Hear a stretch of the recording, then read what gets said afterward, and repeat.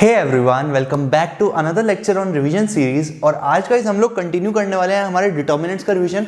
Matrices हम बहुत ही अच्छे से कंप्लीट कर चुके थे, आज उसी रिवीजन को फॉरवर्ड लेकर जाते हैं। डिटर्मिनेंट्स के भी हमने बहुत सारे बेसिक्स डिस्कस कर लिए थे, ठीक है। जैसे कि गाइस हमने मैट्रिसेस में डिस्कस कैसे करा था हमने कि पहले हम कॉन्सेप्ट पढ़ते थे और उसके सीबीएसई क्वेश्चंस देखते थे।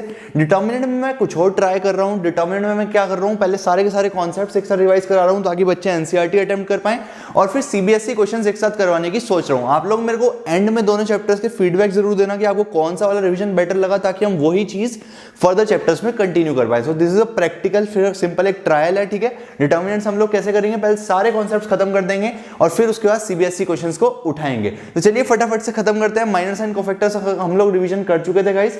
आगे बढ़ते हैं, देखते हैं एडजॉइंट, इनवर्स एंड आगे की चीजें। Let's begin. सबसे पहली चीज जो हम लोगों को रिवाइज करनी है वो है एडजॉइंट ऑफ अ मैट्रिक्स। तो क्या होता है एडजॉइंट ऑफ अ मैट्रिक्स? बहुत आसान सिंपल डेफिनेशन है। क्या होता है adjoint of a matrix?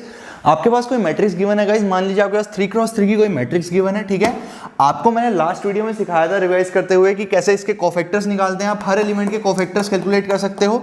Small a11 का कोफैक्टर क्या होगा, capital A11। Similarly small a22 का capital A22 and so on. Her element का कैपिटल A में क्या होता है, कोफैक्टर्स होते हैं। तो बेसिकली एडजॉइंट क्या होता है एक मैट्रिक्स का? एडजॉइंट भी एक मैट्रिक्स ही होती है। एडजॉइंट ए से डिनोट करा जाता है, इसको इस तरह से लिखा जाता है, ठीक है। तो ये भी एक मैट्रिक्स ही होती है जो कोफैक्टर्स से बनती है, ठीक है। कैसे बनती है? It is the transpose of matrix formed by cofactors. क्या मतलब हुआ इसका? मान लीजिए आपको कोई ए मैट्रिक्स गिवन है, ठीक है। आपको कोई ए मैट्रिक्स गिवन है, A11 A12 A13 A21 A22 A23 A31 A32 and A33। आपको अगर इसका एडजॉइंट निकालना है तो आप बेसिकली क्या करेंगे, इन सब एलिमेंट्स के कोफैक्टर्स निकालेंगे। कोफैक्टर्स निकालना मैं आपको सिखा चुका हूं। A11 A12 A13 capital A11 capital A12 capital A13। Similarly आप नो के नो कोफैक्टर्स निकालेंगे, ठीक है। उन कोफैक्टर्स से बनने वाली मैट्रिक्स फॉर्म करेंगे, ठीक है। और जो वो कोफैक्टर से बनने वाली मैट्रिक्स है उसका अगर आप ट्रांसपोज लेंगे तो वो क्या कहलाएगा, adjoint of the given matrix. जैसे यहां पर अगर ए मैट्रिक्स ये थी, ठीक है, तो कोफैक्टर से बनने वाली मैट्रिक्स क्या हो जाती, सिंपली हो जाती A11 A12 A13 A21 A22 A23 and A31 A32 A33।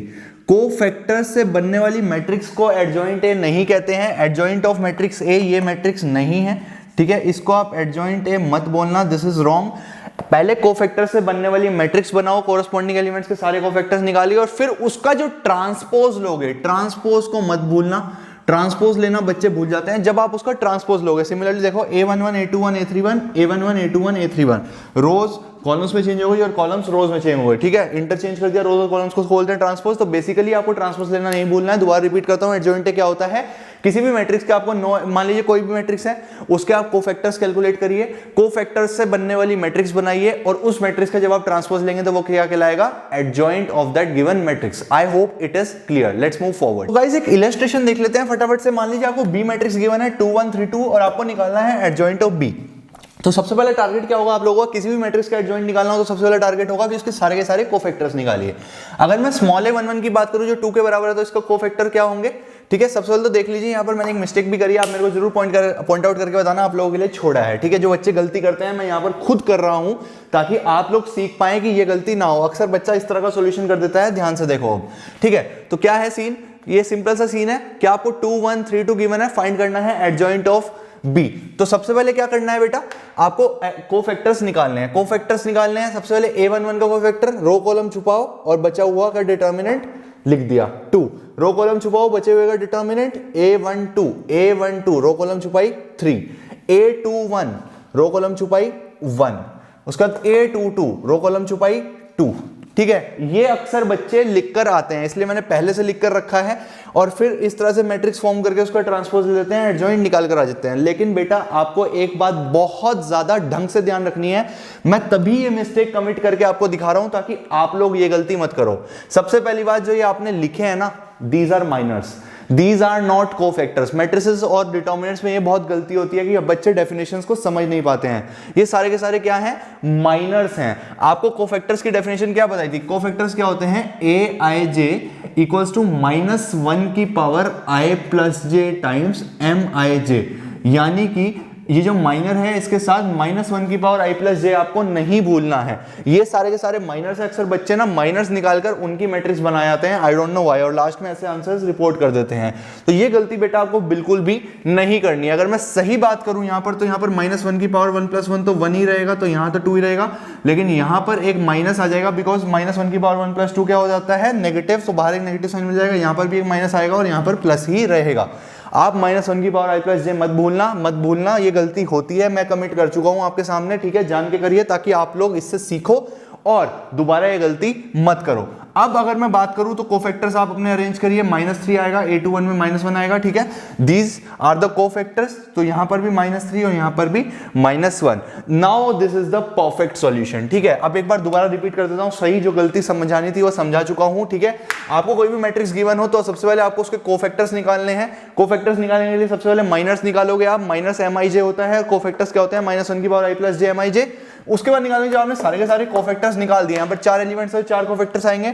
उसके बाद आप कोफैक्टर से बनने वाली मैट्रिक्स का फॉर्मेशन करेंगे। जैसे A11 का कोफैक्टर क्या है, 2, ठीक है। सिमिलरली A12 का कोफैक्टर क्या है, -3, A21 का -1 एंड A22 का 2, ठीक है। ये कोफैक्टर्स है। अब ये कुछ बच्चे क्या करते हैं, इसको एडजॉइंट लिखाते हैं। बेटा ये भी एडजॉइंट नहीं है, ये भी एडजॉइंट नहीं है। जब आप कोफैक्टर से बनने वाली मैट्रिक्स का ट्रांसपोज लेंगे, ये this is the perfect adjoint. I hope आपको मेरी बात क्लियर हो गई है। तो 2 क्रॉस 2 मैट्रिक्स में मैंने आपको करके दिखाया। सिमिलरली अगर 3 क्रॉस 3 मैट्रिक्स होती तो वहां पर 9 एलिमेंट्स होते, आपको 9 माइनर्स निकालने पड़ते, फिर 9 कोफैक्टर्स निकालने पड़ते, फिर कोफैक्टर से बनने वाली आप मैट्रिक्स बनाते और उसका ट्रांसपोज लेने पर आपको क्या मिलता है, एडजॉइंट। ट्रांसपोज लेना मत भूलना और माइनर्स की मैट्रिक्स बनाकर मत आ जाना, ये गलती मैं आपको दिखा चुका हूं, ठीक है। इसीलिए दिखाई थी, यही पर्पस था, हमेशा कोफैक्टर्स की मैट्रिक्स बनानी है, माइनर्स की नहीं बनानी है, ठीक है। तो ये गलती हो जाती है अनजाने में, मैंने आपको अनजाने में ही दिखा दिया, ठीक है, यही रीजन है। अब समझ जाओ और ये गलती मत करना, ओके फाइन। तो ये तो हो गई 2 क्रॉस 2 की बात। 3 क्रॉस 3 और 4 क्रॉस 4 हमें कोई फर्क नहीं पड़ता, सेम प्रोसीजर रहेगा।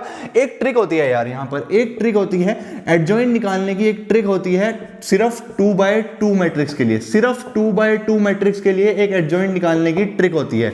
मान लीजिए आपको ये मैट्रिक्स गिवन है ABCD, तो इतना सारा झमेला करने के बजाय सिर्फ 2/2 में आप एक ट्रिक लगा सकते हो। वो क्या है, जो डायगोनल एलिमेंट्स हैं उनको तो कर दो चेंज, इनवर्स, यानी कि D की जगह A और A की जगह D, और बाकी के साइन कर दो नेगेटिव। मैंने क्या बोला, ट्रिक होती है, सिर्फ 2/2 मैट्रिक्स के लिए एप्लीकेबल है। आप यहां पर भी अप्लाई करके देख सकते हो। क्या बोला मैंने, जो डायगोनल एलिमेंट है, प्रिंसिपल डायगोनल, उसके एलिमेंट्स तो रिवर्स कर दो, ठीक है। A की जगह D और D की जगह A कर दिया, और जो बचे हुए 2 एलिमेंट्स हैं उनमें सिर्फ नेगेटिव साइन लगा दो, आपको डायरेक्टली एडजॉइंट मिल जाएगा, ठीक है। इस पर अप्लाई करके देखते हैं। मान लीजिए ये 2/2 की मैट्रिक्स है, ये ट्रिक सिर्फ 2/2 मैट्रिक्स में एप्लीकेशन है, 3/3 में नहीं है। 3/3 में वही माइनस निकालो, कोफैक्टर्स निकालो, कोफैक्टर्स की मैट्रिक्स बनाओ, उसको ट्रांसपोज लो, आपको एडजॉइंट तब मिलेगा, ठीक है। तो अगर मैं इस पर ट्राई करता हूं इस ट्रिक को, तो क्या होता है, बी मैट्रिक्स ये आपको डायरेक्टली एडजॉइंट भी निकालना है, ठीक है। तो मैं यहां से एडजॉइंट भी डायरेक्टली लिखने जा रहा हूं बेसिकली। तो ये जो इसके डायगोनल एलिमेंट्स है, ये मैं एक दूसरे से चेंज करता हूं। वैसे तो 2 है तो कोई फर्क ही नहीं पड़ा। वैसे अगर यहाँ पर 3 होता तो 3 ऊपर चला जाता और 2 नीचे आ जाता, तो 2 है तो कोई फर्क नहीं पड़ा। और बचे हुए एलिमेंट्स पर -1 है, यानी कि -3 and -1, this should be the adjoint. क्या हमने निकाला, यही आंसर आया, 2 -1 -3 2। आप चेक कर सकते हैं, दिस ट्रिक इज परफेक्ट। तो ये ट्रिक भी आप सीबीएसई में यूज कर सकते हो, because this is given in the NCERT, ठीक है। अगर टाइम कम हो तो ये ट्रिक यूज कराना, वैसे कोशिश करना कि यही मेथड अप्लाई करो। पता नहीं चलता, मार्क्स स्कीम में ट्रिक ना दें और आपके मार्क्स कट जाएं, तो बेटर है यही अप्लाई करो। अगर टाइम कम है और पेपर छूट रहा है तो ये कराना, बेशक कोई फर्क नहीं पड़ेगा, क्योंकि वैसे भी छूटना ही है, तो ये कराओ तो टाइम बच जाएगा, ठीक है। I hope all these things are clear, ठीक है। माइनर्स नहीं निकाल कर आने हैं, और सिर्फ कोफैक्टर्स की मैट्रिक्स ट्रांसपोज नहीं होता, कोफैक्टर्स की मैट्रिक्स एडजॉइंट नहीं होता, उसका ट्रांसपोज देना भी जरूरी है। Let's move forward. उसके बाद गाइस कुछ प्रॉपर्टीज है जो हम लोगों को पढ़नी होती है एडजॉइंट से रिलेटेड। 2 प्रॉपर्टीज है इंपॉर्टेंट है जो आपको याद रखनी है, और कहीं पर यूज आए तो उसको फटाफट से यूज कर लेना। पहली प्रॉपर्टी क्या है, A into adjoint A equals to adjoint A into A equals to determinant A into I। ये बात आपको ध्यान रखनी है कि अगर आप किसी मैट्रिक्स को उसके एडजॉइंट से मल्टीप्लाई करते हो, या फिर किसी के एडजॉइंट को किसी मैट्रिक्स के उस खुद मैट्रिक्स से मल्टीप्लाई करते हो, तो वो किसके बराबर आता है, डिटर्मिनेंट A into I, ठीक है। तो ये जहां पर भी आपको लगे एप्लीकेबल है, आप ये यूज कर सकते हो। काफी इंपॉर्टेंट प्रॉपर्टी है दोनों की दोनों। पहली भी इंपॉर्टेंट है, क्या है, A into adjoint A बराबर adjoint A into A बराबर डिटर्मिनेंट A into I, ठीक है। सेकंड प्रॉपर्टी क्या है, अगर आपको एडजॉइंट A का डिटर्मिनेंट निकालना हो तो बेसिकली वो क्या होता है, मैट्रिक्स A के डिटर्मिनेंट की पावर n-1, जहां पर n क्रॉस n क्या होता है, order of matrix A। For example अगर मैं आपसे बात करूं कि मेरे को एक मैट्रिक्स ए गिवन है क्या 1 2 3 2, ठीक है, और मेरे से पूछा जाए कि मेरे को एडजॉइंट ए के डिटर्मिनेंट बताओ, तो ये तो यार बेकार की बात होगी ना कि आप पहले मैट्रिक्स ए से एडजॉइंट ए निकालो फिर वो जो मैट्रिक्स है उसका डिटर्मिनेंट निकालो। इससे बेहतर है कि आप इसका डिटर्मिनेंट डायरेक्टली निकाल लो। इसका डिटर्मिनेंट क्या होगा, दिस माइनस दिस, तो जाएगा 2 - 6 which will be equals to -4। Determinant A क्या है, -4, तो this will be equals to -4 की पावर, मैट्रिक्स ए का ऑर्डर क्या है 2 क्रॉस 2, तो यहां पर आ जाएगा -4 की पावर 2 - 1, क्योंकि फॉर्मूला क्या है, डिटर्मिनेंट ए की पावर n-1। एडजॉइंट ए का डिटर्मिनेंट क्या है, ए का डिटर्मिनेंट की power n-1, so this will be simply equals to -4 my answer. तो इससे आपको एडजॉइंट ए नहीं निकालना पड़ा, आप किसी भी मैट्रिक्स का डिटर्मिनेंट, किसी भी मैट्रिक्स के एडजॉइंट का डिटर्मिनेंट डायरेक्टली निकाल सकते हो with the help of the determinant of the given matrix. So this is also a very very important result and you will see 1 marks question based on these two results. So make sure that you revise them and you keep it in your mind. Let's move forward guys. Next चीज guys जो हम लोगों को revise करनी है वो है singular and non singular matrix. बहुत सिंपल सी डेफिनेशन है, सिंगुलर मैट्रिक्स होती है उसका डिटर्मिनेंट क्या होता है 0 and the non singular matrix होती है उसका डिटर्मिनेंट होता है नॉन जीरो, ठीक है, बस ये याद रखना आप, ठीक है। जो सिंगुलर मैट्रिक्स होती है उसका डिटर्मिनेंट होता है 0 और जो नॉन सिंगुलर मैट्रिक्स होती है उसका डिटर्मिनेंट होता है non zero. Non singular determinant non zero, singular determinant 0, non non, ठीक है, नॉन जीरो से नॉन और नॉन से आप याद रख लेना कि नॉन सिंगुलर का डिटर्मिनेंट नॉन जीरो होता है और सिंगुलर का डिटर्मिनेंट 0 होता है। तो आपसे सीबीएसई में किस तरह से क्वेश्चन पूछ सकता है कि मान लीजिए वो आपको इस तरह की मैट्रिक्स दे देगा कि ए मैट्रिक्स गिवन है x1 1 एंड 2, ठीक है, और बोल देगा ए इज सिंगुलर फाइंड x, ए अगर सिंगुलर है तो फाइंड करो x, ठीक है। तो आपको पता है अगर सिंगुलर है तो डिटर्मिनेंट ए 0 होगा, यहां से आपको मिल जाएगा 2x - 1 = 0 और x = 1/2 योर आंसर। तो इस तरह के क्वेश्चन को सीबीएसई में पूछता है, वो तो हम लास्ट में देखेंगे इसको खत्म करने के बाद, ठीक है। आप लोग ध्यान रखेंगे कि सिंगुलर का डिटर्मिनेंट 0 एंड नॉन सिंगुलर का नॉन जीरो। चलिए आगे बढ़ते हैं। नेक्स्ट चीज गाइस जो हम लोगों को रिवाइज करनी है वो क्या है, इनवर्स ऑफ अ मैट्रिक्स। पहली बात तो आपको याद रखना है कि इनवर्स ऑफ अ मैट्रिक्स हमेशा यूनिक होता है, यानी कि एक मैट्रिक्स का एक ही इनवर्स होता है, एक से ज्यादा नहीं होता है। पहली बात तो आप लोग ये ध्यान रखेंगे। उसके बाद क्या होता है इनवर्स ऑफ अ मैट्रिक्स वो याद रखेंगे। तो इनवर्स ऑफ अ मैट्रिक्स भी एक मैट्रिक्स ही होता है, यानी कि मैट्रिक्स का इनवर्स भी एक मैट्रिक्स ही होता है। अगर B A का इनवर्स है, if B is called inverse of A, तो उनमें क्या रिलेशन होगा, AB बराबर B इक्वल्स टू I, यानी कि अगर किसी भी मैट्रिक्स को एक मैट्रिक्स का इनवर्स होना है तो वो मैट्रिक्स मल्टीप्लाई बाय जिसका इनवर्स होना है इक्वल्स टू जिसका इनवर्स होना है मल्टीप्लाई बाय वो मैट्रिक्स, वो किसके बराबर होगा, आइडेंटिटी मैट्रिक्स के, ठीक है। अगर B को A का इनवर्स होना है तो AB बराबर BA should be equals to I, simple सी कंडीशन है, ठीक है। अगर ऐसा है तो B को क्या बोलेंगे, A इनवर्स। A इनवर्स का नोटेशन होता है गाइस, ये -1 पावर नहीं है, इसको 1/a कोई नहीं लिखेगा। मैट्रिसेस के केस में a की पावर -1 मत समझ लेना इसको, this is the notation of inverse, ठीक है। तो अगर AB बराबर B इक्वल्स टू I होगा तो B को कहलाएगा इनवर्स ऑफ A, तो B को हम A इनवर्स लिख सकते हैं। तो B को अगर A इनवर्स हम यहां पुट करते हैं तो A इंटू A इनवर्स बराबर A इनवर्स इंटू A बराबर I। ये एक प्रॉपर्टी होता है इनवर्स की जो आपको काफी यूज करनी है, एंड दिस इज इंपॉर्टेंट। हमेशा ध्यान रखेंगे कि अगर किसी मैट्रिक्स को उसके इनवर्स से मल्टीप्लाई करो या फिर किसी की मैट्रिक्स के इनवर्स को उससे खुद से मल्टीप्लाई करो तो रिजल्ट क्या आता है, आइडेंटिटी मैट्रिक्स। इस बात का आपको हमेशा ध्यान रखना है, ठीक है। तो लेट्स मूव फॉरवर्ड और कुछ प्रॉपर्टीज देखते हैं। इसके बाद गाइस कुछ इंपॉर्टेंट पॉइंट्स हैं इनवर्स से रिलेटेड जो सारे के सारे इंपॉर्टेंट है और आपको याद रखने हैं सारे के सारे। पहला क्या है, एक रेक्टेंगुलर मैट्रिक्स कभी भी पोजेस नहीं करती इनवर्स। एक इनवर्स का एग्जिस्ट करने के लिए AB बराबर BA बराबर I होना चाहिए। AB बराबर BA का मतलब कॉम्यूटेटिविटी आपकी अलाउ होनी चाहिए, कॉम्यूटेटिव होना चाहिए मल्टीप्लिकेशन। कॉम्यूटेटिव तभी हो सकता है जब दोनों का ऑर्डर सेम हो, यानी कि स्क्वायर मैट्रिसेस के केस में ही कॉम्यूटेटिविटी आप देख सकते हो। तो एक रेक्टेंगुलर मैट्रिक्स में कभी भी इनवर्स एग्जिस्ट नहीं करता है। Inverse are only defined for square matrices. पहली बात आपको ये ध्यान रखनी है। दूसरी बात, AB बराबर BA इक्वल्स टू I है, दिस इंप्लाइज हम कह सकते हैं B is inverse of A, सही बात है। लेकिन हम दूसरी मैट्रिक्स के रिस्पेक्ट में सोचें, मान लीजिए हम B के रिस्पेक्ट में सोच रहे हैं तो A B का इनवर्स कब होगा, जब AB बराबर BA बराबर I होगा, तो इसका मतलब A B का इनवर्स है। अब अगर मैं A की रेस्पेक्ट में सोचूं, A की रेस्पेक्ट में सोचूं तो BA का इनवर्स कब होगा, जब BA बराबर AB बराबर I होगा, यानी कि अगर A B का इनवर्स है तो B भी A का इनवर्स है, ठीक है। ये बात आपको ध्यान रखनी है। तीसरी इंपॉर्टेंट प्रॉपर्टी है, जैसे ट्रांसपोज में होती है सेम प्रॉपर्टी इनवर्स में देखी जाती है। AB का होल इनवर्स क्या होता है, B इनवर्स A इनवर्स। जैसे AB का होल ट्रांसपोज क्या होता था, B transpose A transpose. Similarly अगर एक से ज्यादा मैट्रिसेस मल्टीप्लिकेशन में है तो सबके इनवर्स क्या हो जाते हैं, रिवर्स हो जाते हैं। मैट्रिक्स पूरी की पूरी पलट जाएगी मल्टीप्लिकेशन में और सबके साथ अंदर इनवर्स चला जाएगा। तो आपको ये प्रॉपर्टीज ध्यान रखनी है। ए बी का होल इनवर्स क्या होता है, बी इनवर्स ए इनवर्स। अच्छा, इनवर्स को निकालने के दो तरीके हम लोगों के सिलेबस में हुआ करते थे। पहला होता था रो कॉलम ट्रांसफॉर्मेशन, जो आपके सिलेबस से हट चुका है फॉर द सेशन 2020-2021, ठीक है। दूसरा तरीका क्या होता है, ये वाला, और ये वाला काफी इंपॉर्टेंट तरीका है, आपको आना चाहिए, इसको रट लो जैसे मर्जी करो। ए इनवर्स क्या होता है, adjoint A upon determinant of A. A inverse क्या होता है, adjoint A upon determinant of A. इसको अपने दिल में बिठा लो, काफी इंपॉर्टेंट है। ए इनवर्स क्या होता है, adjoint A upon determinant of A. A inverse क्या होता है, adjoint A upon determinant of A. Adjoint A upon determinant of A. What is A inverse, adjoint A upon determinant of A. आपको किसी भी matrix का inverse निकालना है दुनिया की, तो आप क्या करेंगे, उस मैट्रिक्स का एडजॉइंट निकालें और उस एडजॉइंट को उसके डिटर्मिनेंट से डिवाइड कर दें, जो भी आंसर आएगा that will be the inverse of the matrix, ठीक है। ए इनवर्स क्या होता है, adjoint upon determinant. This is most important result, और इसको काफी यूज किया जाता है, ठीक है। और ये पेपर में मिलने की बहुत संभावना है, ऐसा क्वेश्चन जिसमें रिजल्ट यूज होगा। तो आपको ध्यान रखना है, A inverse is simply adjoint A upon determinant of A. Adjoint A upon determinant of A. Adjoint A upon determinant of A. ध्यान रखो, बार बार बोल रहा हूं, क्यों बोल रहा हूं बार बार, मेरे को शौक नहीं है, मेरे को आपको याद करवाना है, आप भी ध्यान रखें। ए इनवर्स बराबर adjoint A upon determinant of A. किसी भी मैट्रिक्स का इनवर्स निकालना है, उसका एडजॉइंट कैलकुलेट करें, वो एक मैट्रिक्स आएगी, उस मैट्रिक्स को जब आप उसी मैट्रिक्स के डिटर्मिनेंट से डिवाइड कर देंगे, यानी कि ए मैट्रिक्स का निकाल रहे हो तो ए का डिटर्मिनेंट निकालो और ए का एडजॉइंट ए निकालो। एडजॉइंट ए को डिटर्मिनेंट ए से डिवाइड करो, आपको ए इनवर्स मिल जाएगा। अब मेरे को एक बात बताओ, कभी भी डिनोमिनेटर नेगेटिव हो सकता है क्या? यहां पर ए इनवर्स क्या है, adjoint A upon determinant of A. क्या डिटर्मिनेंट ए अगर जीरो हो गया तो क्या ए इनवर्स डिफाइन हो पाएगा? बिल्कुल नहीं हो पाएगा। तो क्लियरली मैंने वही लिखा है, A inverse will not be defined when determinant A equals to 0। इसका क्या मतलब हो गया, क्या अभी हमने singular and non singular matrices पढ़ी थी, डिटर्मिनेंट ए 0 कब होता था, सिंगुलर मैट्रिसेस के केस में होता था, नॉन सिंगुलर में नॉन जीरो होता था, ठीक है। तो इसका मतलब मैं कह सकता हूं कि for singular matrices A inverse is not defined, या फिर अदर वर्ड्स में बोलूं तो क्या मैं बोल सकता हूं, ए inverse is only defined for non singular matrices. Non singular matrices कौन सी, जिसमें मैट्रिक्स का जो डिटर्मिनेंट होता है वो नॉन जीरो होता है। तो एक ही बात है सब कुछ, ठीक है। आपको पता है नॉन सिंगुलर सिंगुलर, बस कुछ नाम है टेक्निकल और वो पूछ ले तो आपको पता होना चाहिए क्या होता है सिंगुलर नॉन सिंगुलर। अब यहां पर देखो, आप बोल सकते हो कि ए इनवर्स कब डिफाइन होगा, जब मैट्रिक्स ऑलवेज नॉन सिंगुलर हो, ठीक है। सिंगुलर मैट्रिसेस के केस में ए इनवर्स डिफाइन नहीं होता, बिकॉज़ सिंगुलर मैट्रिसेस के केस में डिटर्मिनेंट ए क्या होता है, 0।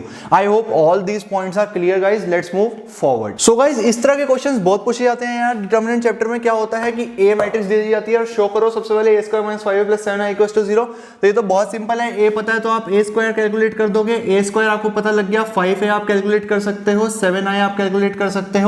इसको मैनिपुलेट करके तो मल्टीप्लिकेशन में हम लोगों ने सीखा ही था, आप प्रूव कर दोगे कि a square minus 5a plus 7i equals to 0 matrix आ रहा है। ये तो मैं मल्टीप्लिकेशन में सिखा चुका हूं, तो ये दोबारा नहीं करूंगा।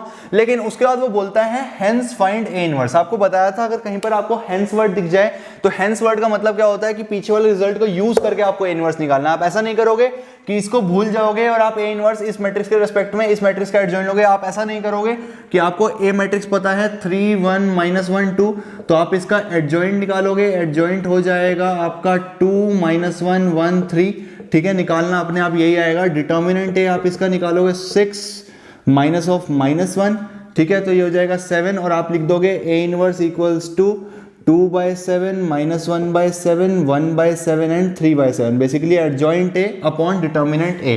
तो ये आप इनवर्स खुद से निकाल कर नहीं आ जाओगे, ठीक है। तो ये बात आप ध्यान रखना कि अगर आप ये प्रोसीजर करते हो, ठीक है, प्रोसीजर तो बिल्कुल ठीक है और इससे आपको समझ आ गया होगा कि अगर कोई मैट्रिक्स गिवन हो तो उसका इनवर्स कैसे निकालते हैं, एडजॉइंट ए अपॉन डिटर्मिनेंट ए। ये प्रोसीजर बिल्कुल ठीक है, लेकिन अगर वो बोलता है हेंस फाइंड ए इनवर्स, तो इस पर आपको क्या मिलेंगे, 0 आउट ऑफ 0। क्यों? क्योंकि वो चाहता था हेंस, उसने वर्ड यूज करा। हेंस का मतलब होता है पिछले वाले रिजल्ट को यूज करके, यानी कि आपको इस रिजल्ट को यूज करके इनवर्स निकालना है, ना कि डायरेक्ट फॉर्मूला लगाकर, ठीक है। तो आप सही काम करके भी गलत आ जाओगे, इसलिए लैंग्वेज को ध्यान से पढ़ना, ठीक है। तो ये रिजल्ट यूज करके करना है, ए इनवर्स निकालना है। क्या मैंने आपको पढ़ाया था कि ए इंटू ए इनवर्स बराबर ए इनवर्स इंटू ए बराबर आई होता है? क्या ये चीज मैं आपको पढ़ा चुका हूं, ठीक है। तो अगर मैं इस इक्वेशन में pre multiply by A inverse करता हूं, प्री मल्टीप्लाई करने का मतलब पता है क्या होता है, जैसे A B is not equal to B A होता है इन जनरल, ठीक है। तो अगर ए बराबर बी हो और आपको प्री मल्टीप्लाई करना हो सी से, तो वो हो जाएगा पहले मल्टीप्लाई करना, यानी कि सी ए बराबर सी बी। लेकिन अगर आपको पोस्ट मल्टीप्लाई करना है सी से, तो वो हो जाएगा ए सी बराबर बी सी। पोस्ट का मतलब सेकंड तरफ मल्टीप्लाई करना और प्री का मतलब पहले मल्टीप्लाई करना, ठीक है। प्री एंड पोस्ट आपको क्लियर होना चाहिए। मैंने बोला pre multiply by A inverse, तो वो हो जाएगा पहले ए इनवर्स आना चाहिए, बिकॉज पहले क्या आ रहा है और बाद में क्या आ रहा है उससे फर्क पड़ता है मैट्रिक्स मल्टीप्लिकेशन में, इसलिए तो ये हो जाएगा A inverse times A square को मैं ए इंटू ए लिख सकता हूँ, minus 5 times A inverse into A plus 7 A inverse I equals to A inverse into 0 matrix. ठीक है, तो अगर मैं इसकी बात करूं, क्या ए इनवर्स इंटू ए आई के बराबर होता है? क्या मैं इसको आई है लिख सकता हूं, minus 5 A into A inverse, क्या मैं इसको 5 आई लिख सकता हूं, plus 7 A inverse into I. A inverse को आई से मल्टीप्लाई करूंगा तो आई तो 1 का काम करता है, क्या मैं इसको सिर्फ ए इनवर्स, आई एम सॉरी, क्या मैं इसको सिर्फ ए इनवर्स लिख सकता हूं? यस। और ए इनवर्स इंटू 0 मैट्रिक्स, 0 मैट्रिक्स को किसी मैट्रिक्स के साथ मल्टीप्लाई करो तो क्या मिलता है आपको? 0 मैट्रिक्स मिलता है। ठीक है, तो आई को भी मैं सिर्फ ए लिख सकता हूं, मेरे को क्या बच गया? A minus 5 I plus 7 A inverse equals to 0 matrix. यहां से अगर मैं ए इनवर्स की वैल्यू पूछूं आपसे तो वो क्या होगी? 5 आई माइनस ए बाय 7। क्या आप ये कैलकुलेट कर सकते हो? क्या आइडेंटिटी मैट्रिक्स आपको पता है? क्या ए मैट्रिक्स आपको पता है? क्या आप उसको 7 से डिवाइड कर दोगे? करके भी दिखा देता हूं। अगर आप आई माइनस 5 आई निकालोगे तो वो हो जाएगा 5005। ठीक है, और अगर आप 5 आई माइनस ए निकालते हो तो वो हो जाएगा 3 1 माइनस 1 2। ओके, तो ये हो जाएगा 5 माइनस 3 2 0 माइनस 1 1 एंड 3, ये हो जाएगा। अब अगर आप ए इनवर्स निकालते हो तो बेसिकली आपको इसको 1/7 टाइम्स करना है, तो ये हो जाएगा 2/7 minus 1/7 1/7 and 3/7। This will be your answer to the A inverse. और इस प्रोसीजर पर आपको मिलेंगे फुल मार्क्स, क्योंकि आपने रिजल्ट यूज करा है ये वाला, हेंस का आपने इज्जत करी है। ठीक है, आप आंसर मैच कर सकते हो, 2/7 माइनस 1/7 1/7 एंड 3/7 सेम आंसर आ रहा है। ठीक है, लेकिन इस प्रोसीजर पर आपको क्या मिलेगा? 0 मार्क्स। तो आप बेटा आपको हेंस का ध्यान बहुत जरूरी से रखना है। ठीक है, बहुत जरूरी है कि आपको हेंस वर्ड का ध्यान रखना है। और अगर इस तरह का कोई इक्वेशन हो तो आप प्री मल्टीप्लाई या पोस्ट मल्टीप्लाई करके ए इंटू ए इनवर्स बराबर A inverse into A equals to I वाली प्रॉपर्टी यूज करके बहुत इजीली कैलकुलेट कर सकते हो सकता है वो ए स्क्वायर की जगह ए क्यूब वाली इक्वेशन दे दे और उसमें आपको 2 बार प्री मल्टीप्लाई या पोस्ट मल्टीप्लाई करना पड़े, डजंट मैटर। आप उतनी बार मल्टीप्लाई कर लो कि आपको ए इनवर्स और सिंगल ए में आपको इक्वेशंस मिल जाएं, फालतू आपको मल्टीप्लाई डिवाइड एक्स्ट्रा कैलकुलेशन ना करनी पड़े, ताकि आप इस रिजल्ट को बहुत आराम से यूज करो। ठीक है, इस बात का आपको ध्यान रखना है। और ऐसे क्वेश्चन सीबीएसई में बहुत पूछे जाते हैं हेंस वाले, तो हेंस वर्ड का बेटा ध्यान रखना और ये प्रोसीजर मत कराना। लेकिन अगर हेंस वर्ड नहीं है और कहीं पर आपको जनरली भी एनसीईआरटी में भी दे रखे हैं ए इनवर्स निकालो मैट्रिसेस का, तो उसके लिए this is the best procedure. क्या करोगे? कोई भी मैट्रिक्स है उसका एडजॉइंट निकालोगे, एडजॉइंट निकालना मैं आपको सिखा चुका हूं, उसका डिटरमिनेंट निकालोगे, डिटरमिनेंट निकालना बहुत पहले सिखा चुका हूं, और उसके बाद एडजॉइंट अपॉन डिटरमिनेंट से आप इनवर्स निकाल सकते हो। सो आई होप आपको सारी मेरी बात क्लियर हो गई है। अब मैं आपसे एक्सपेक्ट कर सकता हूं कि आप माइनस वाली एक्सरसाइज कर सकते हो, कोफैक्टर्स वाली कर सकते हो, आप एडजॉइंट ए बहुत आराम से निकाल सकते हो, आप ए इनवर्स बहुत आराम से निकाल सकते हो। ठीक है, तो ये सब चीजें आपको समझ आ जानी चाहिए। ठीक है, एक लास्ट चीज बच जाती है, वो क्या है? Solution of linear equations. ठीक है, उनको देख लेते हैं फटाफट से और फिर ये चैप्टर खल्लास। Let's see. गाइस, एक लास्ट चीज हम लोगों को रिवाइज करनी है, वो क्या है? Solving system of linear equations in 2 and 3 variables. Actually हम इस टॉपिक में क्या करते हैं? हम बेसिकली मैट्रिसेस एंड डिटरमिनेंट्स की हेल्प से सिस्टम ऑफ लीनियर इक्वेशंस को सॉल्व करने की कोशिश करते हैं। ठीक है, और ये टॉपिक अक्सर 6 मार्क्स में पूछा गया है, इतिहास गवाह है, 6 नंबर में अक्सर इसकी वर्ड प्रॉब्लम पूछी जाती है या फिर क्वेश्चन पूछा जाता है। ठीक है, तो फटाफट से समझ लेते हैं कुछ बेसिक्स टॉपिक को शुरू करने से पहले कि होता क्या है सिस्टम ऑफ लीनियर इक्वेशंस। ठीक है, तो system of linear equations basically क्या होता है? लीनियर इक्वेशन से क्या मतलब है कि एक्स वाई या जेड जो भी वेरिएबल्स हैं उनके कोफिशिएंट हमेशा क्या होंगे? कोफिशिएंट बोल रहा हूं, सॉरी, पार क्या होगी? हमेशा 1 होगी। ठीक है, तो ये बात आपको ध्यान रखनी है। आप कहीं पर भी देख सकते हो, ये मैंने 3 एग्जांपल्स लिखे हैं। ठीक है, सिस्टम ऑफ लीनियर इक्वेशंस के पहले में भी x और y की पावर 1 1 है, इसमें x y z की पावर 1 1 1 है, और इसमें भी x y z की पावर 1 1 1 है। आप अच्छे से देख सकते हो, लीनियर की बोल रहा हूं, लीनियर के केस में जो x y z जो वेरिएबल होते हैं उनकी पावर क्या होती है? 1 होती है, वो लीनियर डिग्री के होते हैं। ठीक है, दूसरी बात ये है कि इसको सिस्टम क्यों बोल रहे हैं? देखो, ये 2 इक्वेशंस हैं। ठीक है, ये 3 इक्वेशंस हैं, दीज आर आल्सो 3 इक्वेशंस। ठीक है, तो इसको इसलिए हम क्या बोल रहे हैं? सिस्टम बोल रहे हैं, पूरा का पूरा इक्वेशंस का सिस्टम बोल रहे हैं, इसको सिस्टम बोला जा रहा है। ठीक है, और बोला जा रहा है 2 and 3 वेरिएबल्स। ठीक है, तो ये फर्स्ट वाला जो एग्जांपल ये किसका है? 2 वेरिएबल्स का एग्जांपल है, क्योंकि यहाँ पर 2 वेरिएबल्स इन्वॉल्व है x एंड y। ये किसका एग्जांपल है? 3 वेरिएबल्स का एग्जांपल है। यहाँ पर 3 वेरिएबल्स इन्वॉल्व है x y z। ये किसका एग्जांपल है? 3 वेरिएबल्स का। यहाँ पर कितने वेरिएबल्स इन्वॉल्व है? x y z। अक्सर पेपर में 3 वेरिएबल्स का क्वेश्चन देखने को मिलता है गाइस। वैसे जब हम सीबीएसई क्वेश्चंस करेंगे अभी लास्ट में, ठीक है ना, तो तब हम लोग देखेंगे कि कैसे कैसे चीजें होती हैं। फिलहाल के लिए आप इसको समझें। आई होप आपको क्लियर हो गया होगा क्या होता है टू एंड थ्री वेरिएबल्स में सिस्टम ऑफ लीनियर इक्वेशंस। ठीक है, उसका दो डेफिनेशंस हैं जो आपको पता होनी चाहिए, क्या क्या, consistent system and inconsistent system. Consistent system वो सिस्टम होता है जिसका कम से कम एक सॉल्यूशन होता है। ठीक है, कम से कम एक सॉल्यूशन किसी भी सिस्टम का अगर आपको मिल रहा है तो वो सिस्टम क्या कहलाएगा, कंसिस्टेंट सिस्टम। और इनकंसिस्टेंट सिस्टम क्या होता है, inconsistent system of linear equations वो सिस्टम होता है जिसमें कि आपको एक भी सॉल्यूशन नहीं मिलता, यानी कि जीरो सॉल्यूशन या फिर नो सॉल्यूशन, जिसका सॉल्यूशन एग्जिस्ट नहीं करता। ठीक है, क्या मतलब हो गया सॉल्यूशन का? सॉल्यूशन का मतलब हो गया अगर ये दो इक्वेशंस हैं तो अगर आपको इन दोनों को सॉल्व करके x और y की कम से कम एक वैल्यू मिल रही है, ठीक है, ऐसा हो सकता है कि एक से ज्यादा सॉल्यूशन भी आ रहे हो। ठीक है, कुछ केसेस में तो ऐसा होता है कि इनफाइनाइट सॉल्यूशंस मिलते हैं, तो इनफाइनाइट सॉल्यूशंस वाले केस को भी हम क्या बोलेंगे, कंसिस्टेंट सिस्टम बोलेंगे। कंसिस्टेंट का मतलब कंसिस्टेंसी समझ रहे हो ना आप, कंसिस्टेंट का मतलब कम से कम एक सॉल्यूशन का प्रेजेंट होना। वो एक भी हो सकता है, एक से ज्यादा भी हो सकता है, इनफाइनाइट भी हो सकता है, यानी कि अनगिनत भी हो सकता है। ठीक है, और इनकंसिस्टेंट सिस्टम क्या होता है, इनकंसिस्टेंट सिस्टम्स वो सिस्टम होते हैं जिसका कोई भी सॉल्यूशन नहीं होता है। चलिए, आई होप बेसिक्स क्लियर हैं, let's move forward. Next concept जो गाइस हम लोगों को मोस्ट इंपॉर्टेंट रिवाइज करना है वो है matrix method of solving system of linear equations. Basically अगर आपको लीनियर इक्वेशंस दी जाए, जैसे ये linear equations in three variables का सिस्टम है, तो मैट्रिसेस एंड डिटर्मिनेंट्स की हेल्प से हम इनको किस तरह से सॉल्व कर सकते हैं वो प्रोसेस हम लोगों को सीखना है या फिर रिवाइज करना है। ठीक है, तो बेसिकली अगर आपको ये तीन इक्वेशंस गिवन है तो आप इसको मैट्रिसेस की फॉर्म में लिख सकते हो। The above system can be represented as this matrix into this matrix equals to this matrix. पहले समझ लेते हैं, रिवाइज कर लेते हैं कि ये मैट्रिसेस है क्या क्या। बेसिकली जो x y z के कोफिशिएंट्स हैं उनकी सेम ऑर्डर में बनने वाली मैट्रिसेस हैं। देखो a1 a2 a3 a1 a2 a3 b1 b2 b3 b1 b2 b3 c1 c2 c3 c1 c2 c3। तो बेसिकली जो x y z के सिस्टम ऑफ लीनियर इक्वेशंस में कोफिशिएंट है, उसके कोफिशिएंट से बनने वाली मैट्रिक्स को अगर हम जो वेरिएबल्स हैं x y z उसके एक कॉलम मैट्रिक्स बनाकर मल्टीप्लाई करें तो राइट साइड पर क्या लिखते हैं, जो आपके राइट हैंड साइड पर है d1 d2 d3।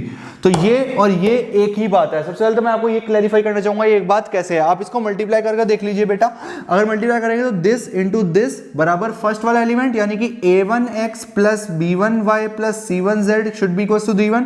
उसका this multiply by this second row को जब आप इस कॉलम से मल्टीप्लाई करेंगे तो a2 into x plus b2 into y plus c2 into z बराबर d2। एंड जब इसको आप इससे करेंगे a3 into x plus b3 into y plus c3 into z बराबर क्या होगा, d3। तो बेसिकली आपको ये तीन इक्वेशंस ही मिलने वाली हैं। तो अगर आपको इस इक्वेशंस को मैट्रिसेस की फॉर्म में लिखना हो तो आप ऐसे लिख सकते हो। तो बेसिकली जो ये कोफिशिएंट्स वाली मैट्रिक्स होती है इसको जनरल नोटेशन क्या जाती है, a के बराबर कहा जाता है। जो वेरिएबल्स की मैट्रिक्स है इसको कैपिटल X से डिनोट करा जाता है, और जो राइट हैंड साइड वाली मैट्रिक्स है उसको b से डिनोट करा जाता है। तो बेसिकली क्या लिखा हुआ है, a इंटू एक्स बराबर b। ठीक है, तो आपको क्या करना है, सबसे पहली बात तो आपको चेक करनी है आप इस तरह से मैट्रिसेस को लिख पाएंगे। ठीक है, आप सिस्टम ऑफ लीनियर इक्वेशंस को इस तरह से मैट्रिसेस की फॉर्म में लिखिए, a निकालिए, x निकालिए, b निकालिए, ठीक है, रिप्रेजेंटेशन लिखिए। उसके बाद चेक करेंगे आप डिटर्मिनेंट ऑफ ए। ठीक है, आपके केस में 100% केसेस में क्या होगा, determinant of A non zero आएगा। बिकॉज अगर डिटर्मिनेंट ऑफ ए जीरो आ जाता है तो आपको यूनिक सॉल्यूशन नहीं मिलेगा, और यूनिक सॉल्यूशंस ही आपके सिलेबस में है। अगर आप सिलेबस अपना चेक करेंगे तो वहां पर क्लियरली मेंशन्ड है solution of linear system of equations for unique solutions only. तो यूनिक सॉल्यूशंस के केस में आपको हमेशा ए क्या मिलेगा, नॉन जीरो मिलेगा डिटर्मिनेंट। फिर भी आपको हमेशा चेक करना है कि डिटर्मिनेंट ए नॉन जीरो आ रहा है या जीरो आ रहा है। If determinant A is non zero then A inverse exist करेगा। बेसिकली जो ये लिखा हुआ है, ये क्या लिखा हुआ है, ax इक्वल्स टू बी। ये क्या लिखा हुआ है, ax इक्वल्स टू बी। अगर ax b के बराबर है तो x क्या हो जाएगा, a इनवर्स b। ठीक है, तो बच्चे कहेंगे भैया ये कैसे लिख दिया, तो मैं कहूंगा चलो a इनवर्स से प्री मल्टीप्लाई कर लो, तो ये हो जाएगा a इनवर्स ax बराबर a इनवर्स b, और a इनवर्स a की वैल्यू क्या होती है, i। तो ix बराबर a इनवर्स b, और i को x से मल्टीप्लाई करो तो x के बराबर ही होगा, so x equals to a inverse b। ठीक है, वैसे अगर आपको जनरली याद रखना हो बेटा तो आप एक चीज याद रख सकते हो कि कभी भी अगर आप ab बराबर ac है, अगर आप कभी भी, चलो ऐसे मत लिखो, इसको लिख लो ab बराबर d है। कभी भी आप अगर किसी मैट्रिक्स का राइट साइड पर लेकर जाते हो, जैसे कि अगर मैं a लिखना चाहूं तो वो हो जाएगा db इनवर्स। ठीक है, b क्या थी, बाद वाली मैट्रिक्स थी। कभी भी आप लेफ्ट साइड से राइट साइड पर मैट्रिक्स को लेकर जाओगे तो वो उसके इनवर्स में चेंज हो जाएगी। ठीक है, ऐसा नहीं होता है कि 1/b हो जाएगा, मैट्रिसेस में डिवीजन डिफाइन नहीं होता है। अगर आप b को उधर लेकर जाओगे तो बेसिकली इनवर्स में चेंज हो जाएगी। लेकिन आपको ध्यान क्या रखना है, अगर b यहां पर बाद में थी तो b का इनवर्स यहां पर भी बाद में रहेगा। सिमिलरली b किसके बराबर हो जाएगा, a इनवर्स d के। क्यों, क्योंकि a इनवर्स a यहां पर पहले था तो a इनवर्स भी राइट साइड पर पहले रहेगा। जो पहले होता है वो पहले रहता है, जो बाद में होता है वो बाद में रहता है। इसका इससे कोई लेना देना नहीं है, इसको फिलहाल छोड़ देते हैं। मैं क्या बोल रहा था आपको, मैं ये बोल रहा था कि आपको अगर कोई सिस्टम लीनियर इक्वेशन गिवन हो तो आप उसको इस तरह से फॉर्म कर सकते हैं। ए मैट्रिक्स को नाम दिया कोफिशिएंट मैट्रिक्स, वेरिएबल्स की मैट्रिक्स जो कॉलम है उसको कैपिटल X और राइट साइड वाली को कैपिटल B। अब अगर डिटर्मिनेंट ए नॉन जीरो है तो ए इनवर्स एग्जिस्ट करेगा, ए एक्स बराबर बी, तो एक्स किसके बराबर आ गया, ए इनवर्स बी के। अब मुझे आप एक बात बताइए, जब आपको ए मैट्रिक्स पता है, जो सारे कोफिशिएंट्स होंगे नंबर्स होंगे ऑब्वियसली, ठीक है ना, 2 3 1 5 4 6 जो भी होगा, ठीक है, नंबर्स होंगे। अगर आपको ए मैट्रिक्स पता है तो क्या तू ए इनवर्स निकाल लेगा, ए इनवर्स निकाल लेगा क्या? ए इनवर्स निकालने के लिए तेरे को एडजॉइंट निकालना पड़ेगा, एडजॉइंट निकालने के लिए तेरे को माइनर्स निकालने पड़ेंगे, फिर तू कोफैक्टर्स निकालेगा, कोफैक्टर्स की मैट्रिक्स बनाएगा, कोफैक्टर्स की मैट्रिक्स बनाने के बाद उसका ट्रांसपोज लेगा, तेरे पास एडजॉइंट आ जाएगा। डिटर्मिनेंट ए तू ऑलरेडी निकाल चुका होगा बिकॉज तू वो चेक कर रहा था, तेरे पास एडजॉइंट है, डिटर्मिनेंट ए है, तो क्या तू ए इनवर्स निकाल लेगा? ए इनवर्स भी एक मैट्रिक्स होगी, उसको तू बी से मल्टीप्लाई करेगा तो तेरे को कुछ इस तरह की मैट्रिक्स मिलेगी सिंगल, ठीक है, और तेरा एक्स किसके इक्वल आ जाएगा, एक 3x1 की मैट्रिक्स के, और x इटसेल्फ 3x1 के बराबर है, तो यहाँ पर small x small y small z equals to some numbers की मैट्रिक्स आ जाएगी। यहाँ से मैं क्लियरली कह पाऊंगा कि इक्वालिटी ऑफ मैट्रिक्स से जो स्मॉल x है वो s1 के बराबर, जो स्मॉल y है वो s2 के बराबर, और जो स्मॉल z है वो s3 के बराबर होगा, ठीक है। आई होप तेरे को ये बात क्लियर हो गई और इस तरह से तू एक्स वाई जेड की वैल्यूज निकाल पाएगा। एक इलस्ट्रेशन इस पर देखेंगे, उससे पहले एक चीज और देखनी है, फटाफट से देखो गाइज। 1% केसेस में ऐसा भी हो सकता है कि डिटर्मिनेंट आपका जीरो आ जाए। वैसे तो मैंने आपको बोला है कि 99.9999 इवन 100% बोल दिया बिकॉज सिलेबस में मेंशन है, सिर्फ यूनिक सॉल्यूशंस का आपका जो है वो सिलेबस में है। लेकिन अगर डिटर्मिनेंट जीरो आ जाए बाई चांस गलती से, तो तेरे को क्या करना है, तेरे को एडजॉइंट इनटू बी निकालना है, ठीक है। डिटर्मिनेंट जीरो आ गया और एडजॉइंट इनटू बी भी जीरो आ गया, तो फिर तो भाई कुछ नहीं कह सकते, वहां लिख देना कि कुछ भी हो सकता है, मेरे को नहीं पता। मतलब कि इंग्लिश में लिख देना कि the solution can be consistent और इनकंसिस्टेंट, ठीक है। The system can be consistent और इनकंसिस्टेंट, या फिर द सॉल्यूशन में बी इनफाइनाइटली मेनी सॉल्यूशन और no solution, I can't comment. लेकिन अगर determinant A is equal to zero के केस में adjoint into B to calculate करे और वो नॉन जीरो आ जाए, तो फिर तो तू क्लियरली कह सकता है the system is inconsistent, that is no solution is available. वैसे इसके आने के चांसेस 1% है, लेकिन फिर भी इसको पढ़ लो यार, अगर आ गया गलती से तो फिर ये मत कहना भैया आपने पढ़ा नहीं था। फटाफट से एक इलस्ट्रेशन देख लेते हैं और इस चैप्टर को समाप्त करते हैं कॉन्सेप्ट वाइज रिवीजन में, ठीक है। फटाफट से देखो, फटाफट से गाइस एक इलस्ट्रेशन देख लेते हैं। मैं फिलहाल 2 वेरिएबल्स के क्वेश्चन ले रहा हूं ताकि कैलकुलेशन इजी रहे।